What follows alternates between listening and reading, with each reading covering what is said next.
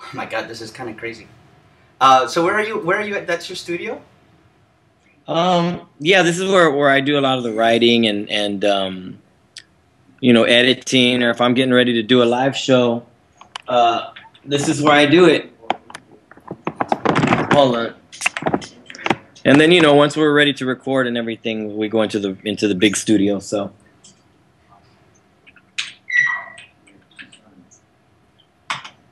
That's but pretty yeah, I cool. got to get some work done so that I can be ready for Sunday.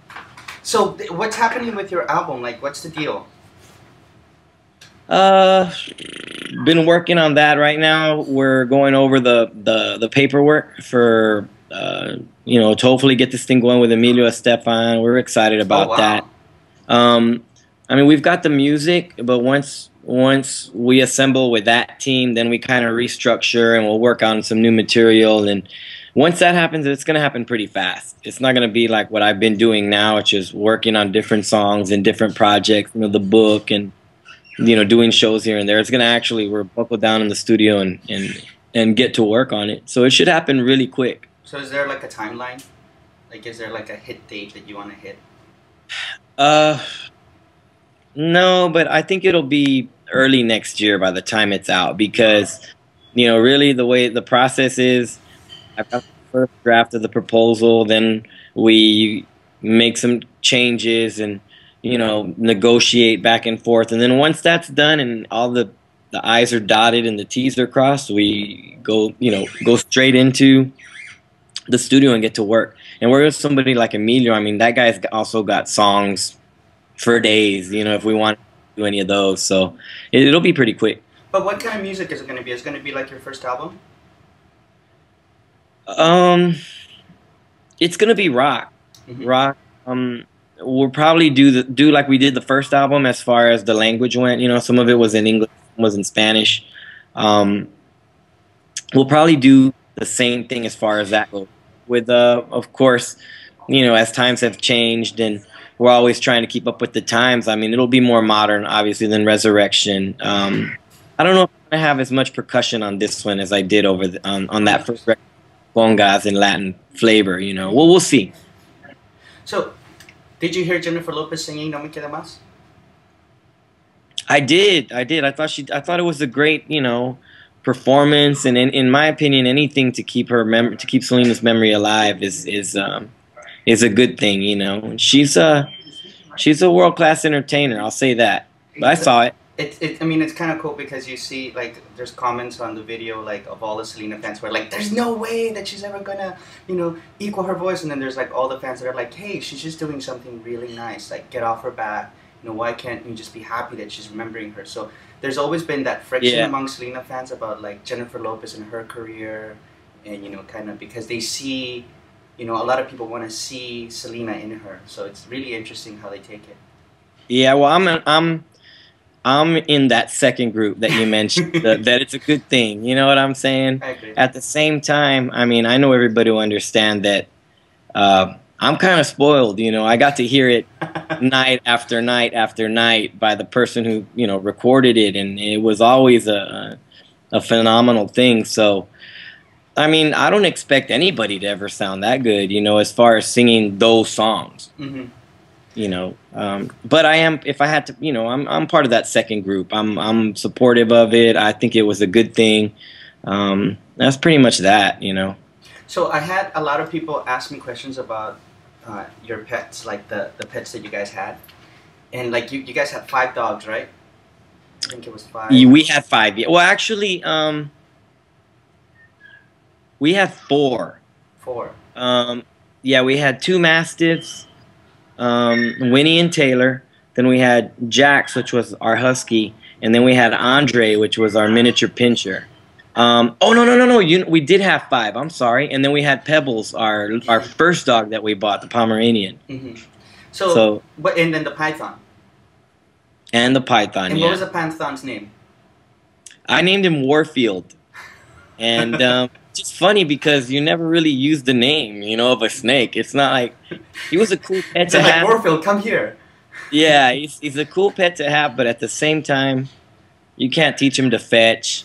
You can't let him I had him in a huge aquarium. You can't let him out, and he's gonna come slither up next to you and watch TV with you. You know, so it's a different thing. But I enjoyed having him as a pet. You know, and he unfortunately got sick, and it was not funny, but I mean I had to take him to the vet just like a dog, you know, and the vet's there, you know, and he tells me what the snake has, and it doesn't look good, and it wasn't anything that I did. It was just something that happened to the snake, and they're very hard to take care of once something like that happens to them, you know. Um, How important were like animals and stuff for your household, like with Selena and you? um, well, they were like our kids, you know. We always taking care of them, letting them inside, you know, even the big ones. um, but I mean, it was just a fun thing, you know, for us to have. They were kind of like our kids, you know. Hmm. I think a lot of people are gonna relate to that because, and they see the pictures because there's not a lot of pictures of you guys with the dogs. So the pictures that you posted, like I posted Hmm. on my friends who are like animal lovers, because it seemed like it was really clear that that might have been one of her causes later on, like about kind of like animal helping animals and Oh, finding a home for definitely. animals. Yeah, I mean, and I see us probably would have gotten onto that kind of adopting, Hmm. because all our dogs up back until that point, you know, we weren't really conscious of the um, the overpopulating, you know what I mean, of animals.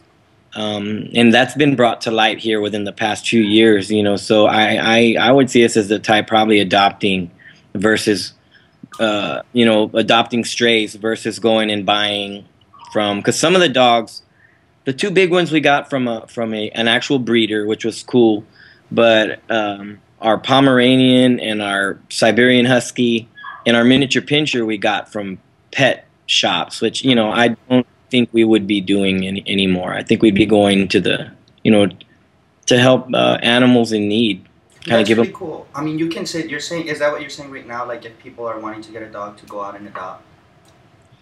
Um, no, I'm saying that's what I would. That's That's what right. that's what I would do. I'm not telling anybody what to do. To each their own. You know, I'm not a judge or jury or anybody of that any, you know, that type. But for me, that's probably what I would do. Yeah. That's very cool. One of the things that I noticed in her voice was kind of like as she started maturing, she started, not just getting to be a better singer, but like having more. I mean, I kind of like equated, especially like on that new album where you just hear her voice, like it was more husky. It wasn't so much. It was like what you hear a little bit more with the female rock singers. Like it had more substance in there than just a pop singer. Do you think that Right. you kind of influenced that?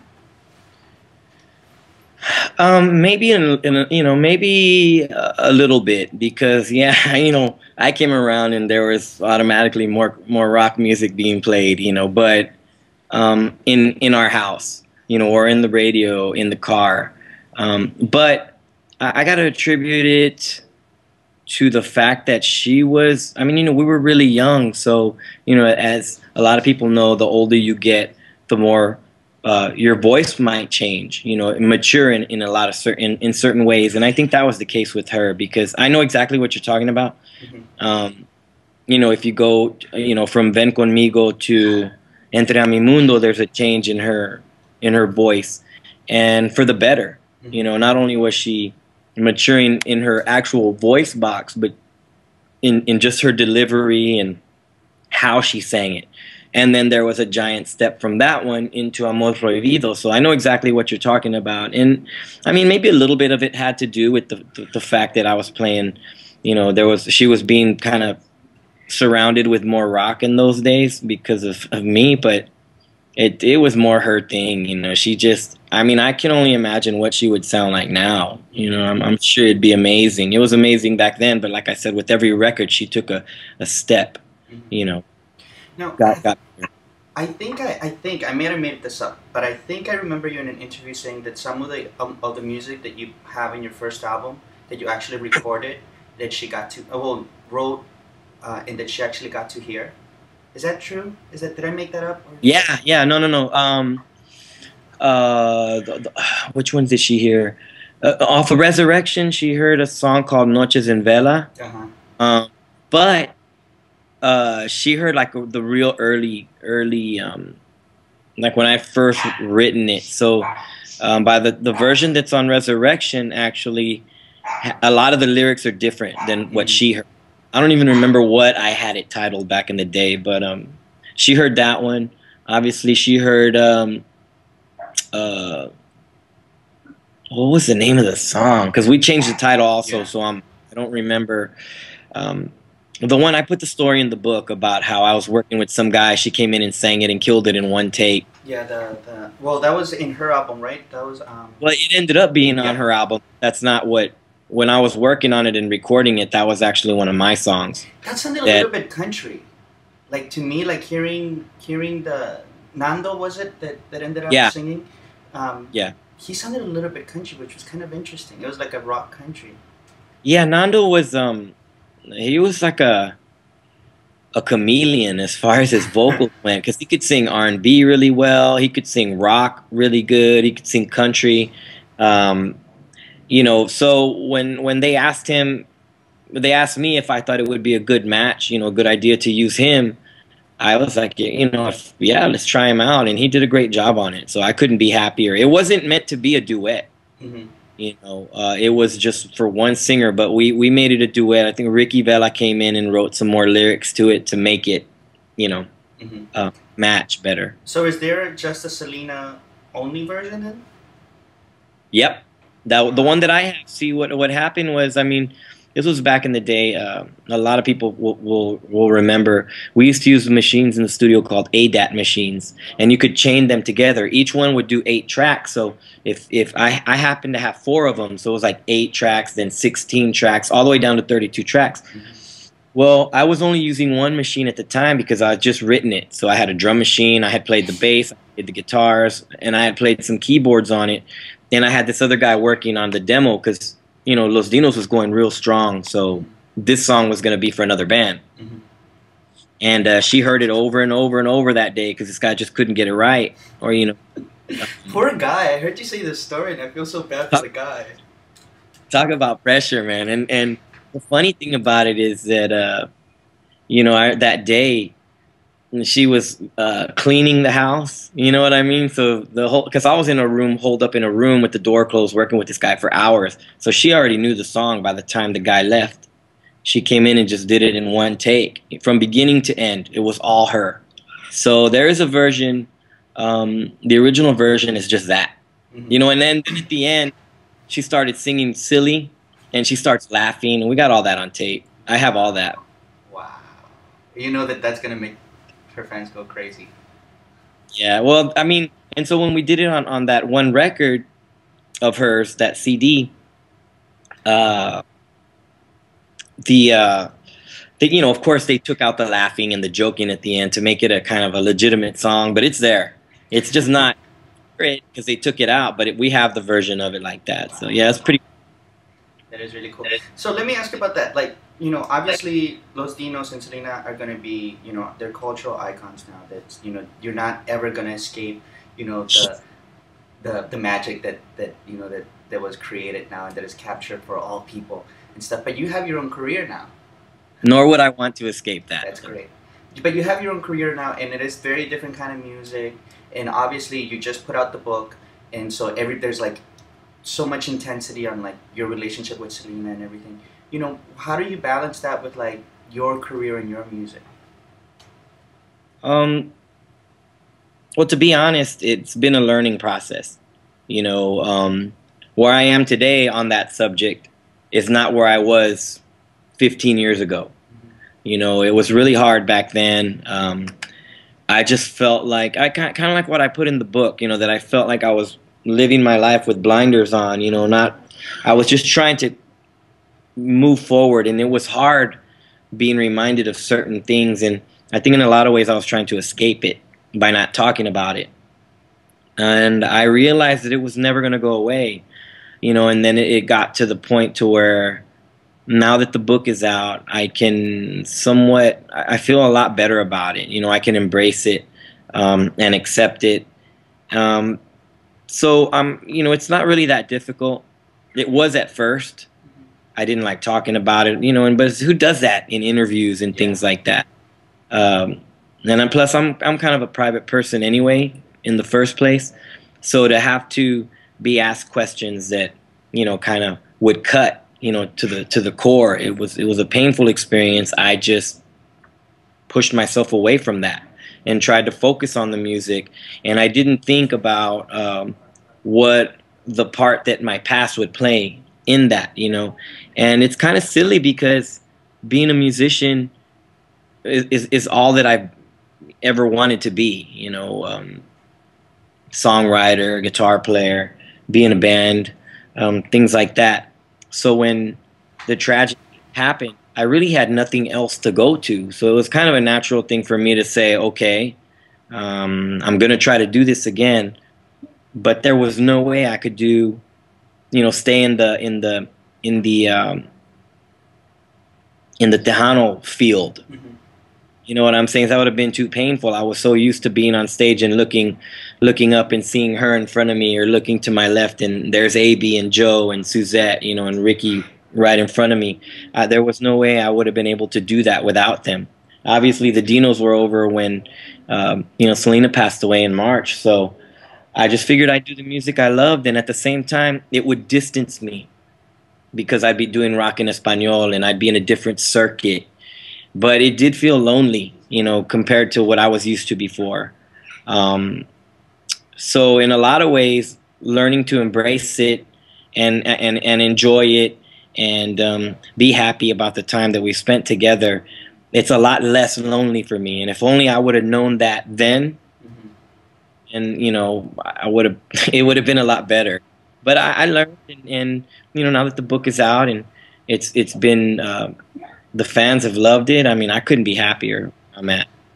It meant a lot to us because it was, you know, for so many people they feel so closely, like it was take like Selena was taken from them, like it was, like a crime done to them too. So what you did was you brought back pieces of information that we didn't know. So it was like, we didn't really lose her. We get still glimpses into something new. It's been so long now that it's so hard to see something new. So with your book, it was really special because we got to see her again. The way in that magic. Well, you know what? And this is not in a strange way either, but I feel the same way because I'd never given myself the chance to go there, in that headspace.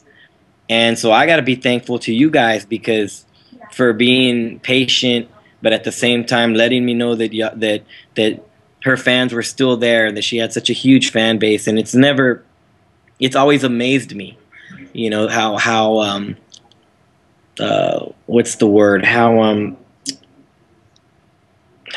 not protective, but supportive. How I know what you supportive mean. you guys are of her, and so I say this in all honesty. I mean, this book was specifically for her fans, and for people that weren't her fans, they could get to know her from a different light, But mainly, this was for you guys, And then when it was all said and done, I felt like, wow, it was for me too. I had given myself that chance to do it, and it ended up being a really, really good time for me. Have you watched the movie from beginning to end? Like, sit down and watch the entire thing? Um, I did when I went to the premiere in Corpus with their family, Hmm. and that was kind of very. It was like torture, to sit in that chair and kind of not be able to get up, and it was just it was kind of traumatic. I'm sure for a lot of people in the theater that day, um, but I don't really remember. I remember certain parts of it, but I think it was just such a weird thing for me that I didn't really. I haven't sat down and seen it on TV from beginning to end. Hmm. Funny as my daughter has though, and What does she think about it? she loves it. I mean, her and my, and it just goes to prove. I mean, my kids are no different than a lot of other kids out there, and the connection that she made with them and the songs that we did, songs that she sang. I mean, my kids are the same way, and it kind of freaks me out because I'm getting to see it from the outside. Hmm. You know what I mean? And which is kind of like Twilight Zoney, Hmm. but I mean, I'm cool with it. I think it's a good thing. I mean, shit, she was a great entertainer, great vocalist, and I don't mind them listening to her at all. And my daughter knows the story, of what happened. My son, he's a little too young for that, but I mean, he picks up on it. But my daughter knows, and it's like me. I mean, it's been a part of her life in the background, though. Certain things that we've had to deal with as a family, and or we'd be out somewhere and somebody'd want a picture. She didn't quite grasp it, but it was always there. Now, of course, she does. She's 13, so she gets all that. And that's, I mean, it's really cool. I put up this video. I did a video a long time ago, like a tribute video, on the 12th anniversary, and it's gotten some like over 1 million views now. And almost every single day, I have like kids who say, "I wasn't born, but she's my favorite singer. I wasn't born when she was alive, but she's my favorite singer," and it blows my mind. I thought I was young when I was like 14 years old, and like now that there's these kids who it's like weren't even alive, and they'd say, I love her, and I was never even alive when she was. That's crazy. Right. I mean, and the cool thing about back then, though, the one thing they don't have is the chance to see her live in person, and that was the ultimate experience for any Selena fan.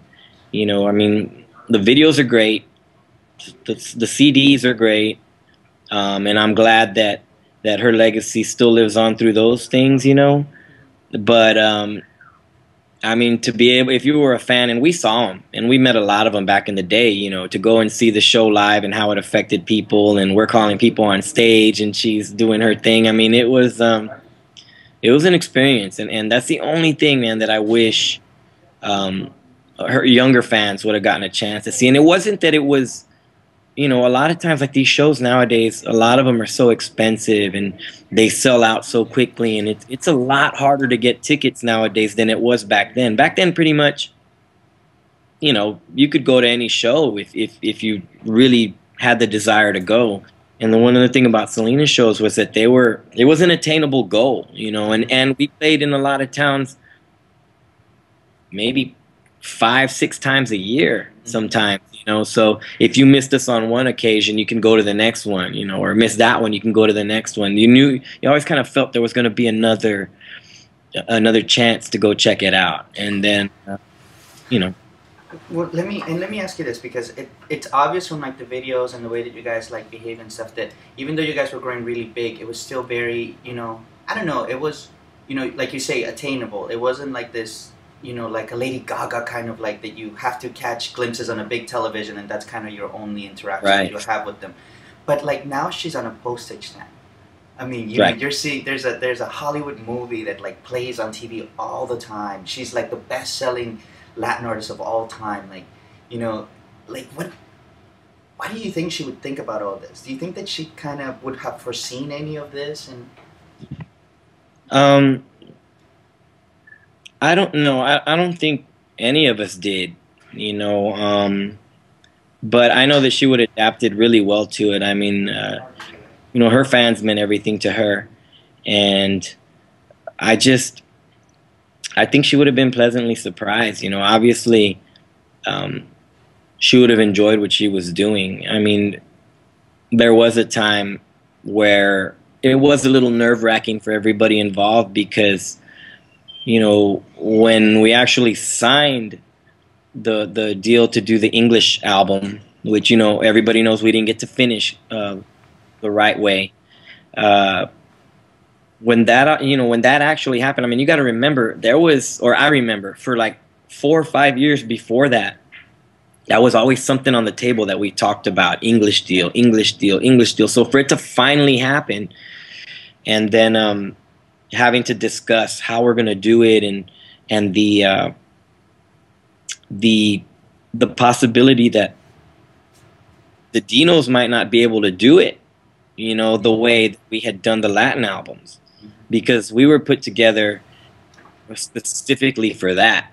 I mean, and myself as an example, I mean, I came into that type of music, but I first started off doing the rock thing, the pop thing, the top 40 cover band thing, and so as far as going on the road, we were looking at possible changes in the lineup of the band, and that was a little nerve-wracking for her. She didn't like the idea of going on the road without um, Los Dinos. You know, having to hire different Yeah. people to play that kind of music. But other than that, I mean, you know, once we actually got into the studio and started recording, and she sang "I Could Fall in Love" was the first song that she recorded. Mm-hmm. That record. I went to those sessions. It was in Nashville. Mm-hmm. A guy named man, was it Keith Thomas? I think so. Keith And Thomas was I Could Fall in Love, yeah. Because it was Fran Gold, and the other guy yeah, who did Dreaming of You. there's a few different people on that worked on it. Diane Warren, you know, wrote a song that she ended up doing. But anyway, that was the very first one that she recorded.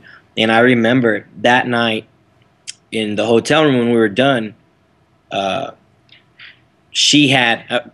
This was before Discmans, or actually, I don't know if portable CD players were very popular. I'm sure there was some, but I don't know how popular they were because we had the Walkman, the cassette. Uh-huh. You know, and after the studio session, he, of course, Keith burned us or recorded a copy of it, and I'm not exaggerating. I mean, she had the smile on her face from ear to ear. She had the headphones on. She was in the bed, and I mean, through the whole 8 hours of sleep, that thing was on loop. And I mean, that's how excited she was about the whole English crossover. Uh, So I got a chance to do the whole, you know, Corpus Christi tour, and I went to San Antonio when the San Antonio store was still open. that's a long way from where you're at, Oh man. yeah, so I had just turned 20 years old, and I wanted a trip anywhere, and I chose to go to Corpus. Like it was my big, you know, it was in 2000, and I come back Wow. every year, every 5 years. I went to Selena Vive, and stuff. But so I got to meet, gosh, what was his name? David. He used to be the manager at the San Antonio boutique, and like, he used to be like, you know, kind of like a guard at the concerts and stuff. But he said like Yeah, Selena used to borrow his tapes, you know, and she's like, oh, she used to choose. I used to have like this big bag of tapes, that's and then, right. Yeah. and when he was going through the tapes, that he put in this tape that he didn't recognize, and that it was Selena singing "Dreaming of You" because she was recording herself, like you know, I guess to hear herself sounding. And Yeah. he said that he just started down and cried and cried and cried and gave, you know, the tape immediately to Abraham and was like, here, take this. You know, this must have gotten mixed in with the tapes, but he was just saying like, yeah, that she's like, in the, like, it was like the entire tape was just her singing like the same thing over and over and over and over again. That was pretty Wow. cool. Yeah, I haven't seen David in a while, but he was always a nice guy. You know, real Oh, cool. he had like all tons of photos and would just be like, here, like these are my photos of Selena, and like everybody that came in, it was exactly like kind of what you wanted as a fan, to just be like somebody like, Yeah. I met her, I touched her, you know, like, what do you want to know? Right. Yeah. I mean, they're great over there at Q Productions. You know, Suzette, Abraham. I mean, if they have time for any of the fans, they go out of their way. You know, to and a lot of times, I mean, I've heard stories that you catch Abraham on a real good day, and he'll be in there telling stories and talking about her. And I mean, that would be like, for me, the ultimate fan experience. You know. I'll tell you the So ultimate fan experience. I went there, so I went there and I got to see her mom, which apparently is not, you know, it's like she usually yeah, stays. she hardly. Yeah. And I had this big basket like that I brought them from Hawaii, and I'm just sitting there like on the corner by myself, and Abraham is like talking on the phone, and she's sitting there by herself, and I just like inch over. I'm like, this is for you, and then I ran back to my corner. But she was so sweet. She even told me, she's like, about, even though I had already read like a lot of the stuff that, you know, you guys talk about, we read in all these different interviews, you know, and it's Yeah. so cool like to hear from the source. So I had read about how she talked to, I think it was Ladies Home Journal or something like that, like Red Book or something like that, where she talked about her last meal with her, like the day before, and how Yeah. and how they spent all that time and stuff. And it was, you know, so neat to, you know, all these things that I had heard before, to be hearing from her mom. It was like, that was really Yeah, cool. and she's a wonderful person. I mean, um, you know, her and Selena used to spend a lot of time together on the road in the back of the bus. You know, she was always with her mom. So it's you know, it's difficult for her, you know, to be there at Q Productions around all the memorabilia and things like that, which I understand completely. You know. So this is another request that I got from somebody. Can you show your tats? Um, yeah, there's this one. I don't know if you can see that. Yeah, it's pretty good. Um, then there's this is my daughter when she was what, about 3, when she's 13 now. Um, What does she think about that? this one, Yeah. uh, man, it's been there for as long as she can remember. So I think to her, it's probably just like my skin. I was born this way. And we've got my son's name right there on my hand, which that one, believe it or not, was hurt more than this one and this one. Even in here, I mean, this right here was, they got to really drill it in there, and that was no picnic, but it's my son's name, and I really wanted it to be there. So, Any plans and for then new I've ones? got also got my last name right here, Oh. which is, we got that we flew a guy from Texas. Actually, we were all in Mexico, and we flew a guy down to where we were staying, doing work on the first Cumbia All Stars CD.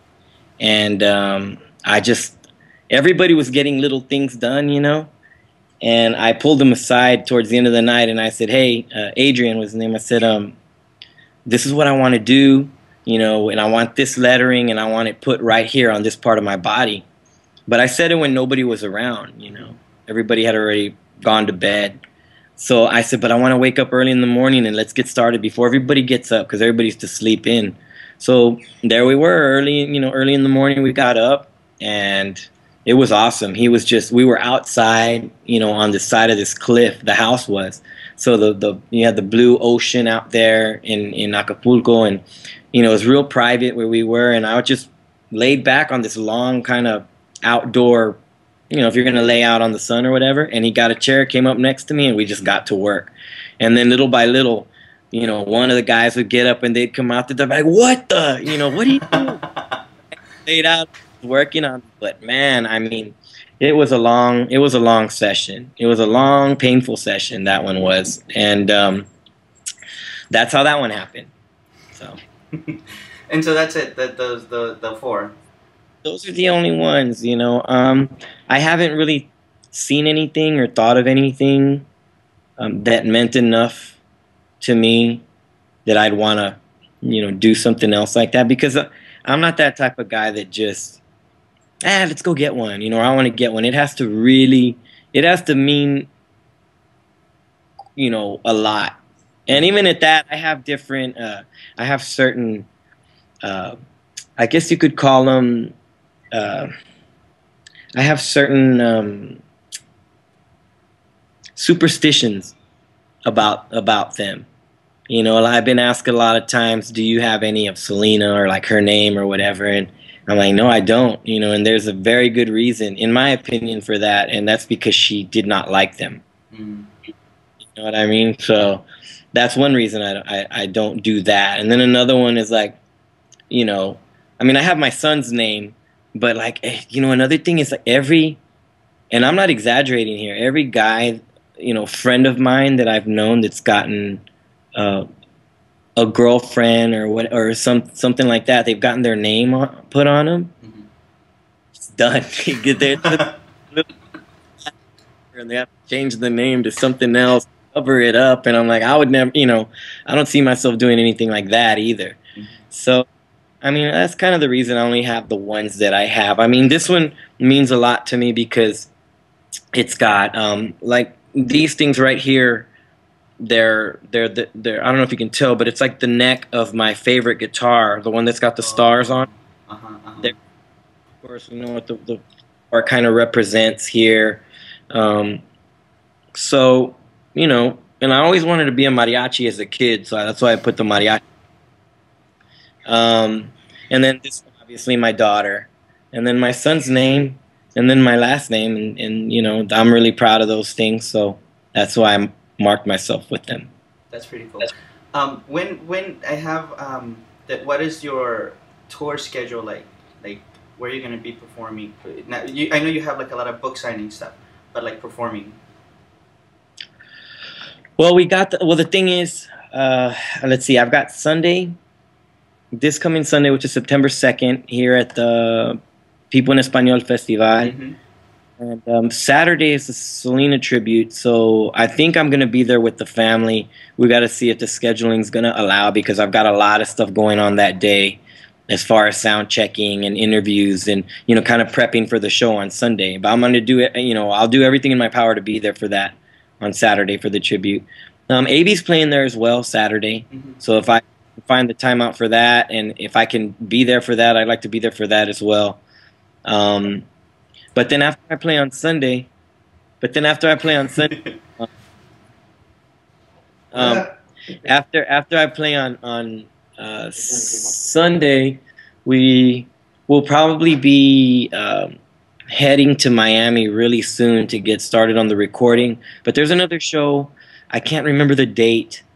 It's in November. One in San Diego and one right across the border in Tijuana. So I'm hoping those things, I haven't signed off on those, but they're on the table, so I'm hoping that those things go through. But in the meantime, I'm trying not to do too many shows, simply because I don't working in Miami a lot, for one. Second, I want to play the new songs, you know what I mean, that we have, but nobody's heard them on the radio yet, because we haven't recorded them. So if I'm going to do a show, right now we do a lot of stuff off of Resurrection, and, we do a few surprises. We play some of the new songs, but for the most part, once I have that record done or the songs recorded and you can actually go out and get it or hear it, then we'll be doing the crazy tours and things like that. So I'm looking forward to that too. That's very cool. So thank you so much, Chris. I don't want to take up more of your time. I want to share something with you. Just, I don't know, to me, what's always, so I was 14 when Selena died, and I didn't know her. Well, I knew her music played in my family. My brother had all her CDs. My sister was a fan. But, I grew up in Hawaii. I was, I don't know. I was like, okay, that's the girl who sings Bitty Bitty Blom. Okay, I thought it was Celia Cruz at the beginning that died. And I was like, I called my mom, like, did you hear Celia Cruz? Because they actually told us in class in Hawaii. Like, they announced it during the current events section. So I was like, oh, and then I remember coming home and seeing it on CNN, and I was so shocked to see, somebody Mexican who was getting so much attention. Like, growing up in Hawaii, like, we were the only Mexican family, and I was trying hard to blend in and stuff. And then, so, like, the entire time I kind of was prejudiced, and I had really big tensions with my family, because here I am, trying to fit in and be white or be whatever, and here they are, we're Mexican, and they were very proud of who they were. When the movie came out, and I finally realized kind of who she was, and really listened to the music and realized how great music it was the first time that I felt that my mom, my dad, my sisters, my brothers, and me had something in common. And it meant a big deal to me.